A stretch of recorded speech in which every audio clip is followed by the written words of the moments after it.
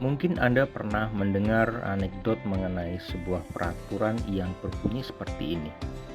Peraturan pertama, senior tidak pernah bersalah.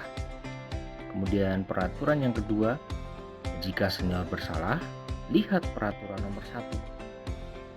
Dua aturan main itu pernah saya dengar saat dibacakan dengan lantang dan berulang-ulang oleh para senior saat perpeloncoan di kampus saya. Meskipun kedengarannya tidak adil, sebagai junior, saya harus patuh supaya terbebas dari hukuman. Yohanes terpilih menjadi pendahulu kedatangan Tuhan Yesus. Dalam Lukas 1 ayat 76 sampai 77 berbunyi demikian. Dan engkau, hai anakku, akan disebut Nabi Allah yang Maha Tinggi, karena engkau akan berjalan mendahului Tuhan untuk mempersiapkan jalan baginya, untuk memberikan kepada umatnya pengertian akan keselamatan yang berdasarkan pengampunan dosa-dosa mereka. Ia senior, bisa saja ia merasa dirinya memiliki peran yang besar dan menginginkan popularitas. Sebagai manusia yang sama seperti kita, ia ingin dihormati, dikagumi, dan diutamakan. Tetapi ia tidak merasa tersaingi, apalagi iri hati ketika murid-muridnya berkata, pemimpin yang baru itu, juniormu itu, mulai populer dan mulai mengancam kedudukanmu.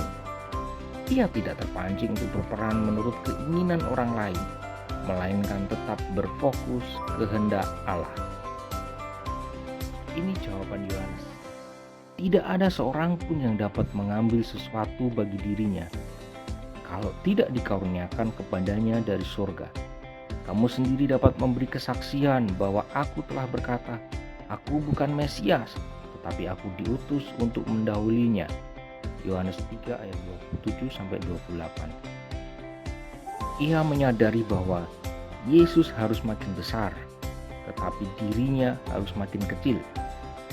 Ia menyadari tujuan pelayanannya adalah agar orang Israel datang kepada Yesus, bukan kepada dirinya. Ia tidak berusaha merebut peran yang bukan miliknya. Tapi di antara kalian ada orang yang tidak kalian kenal. Dia datang setelah aku, tetapi aku tidak layak, walau untuk membuka tali sepatunya.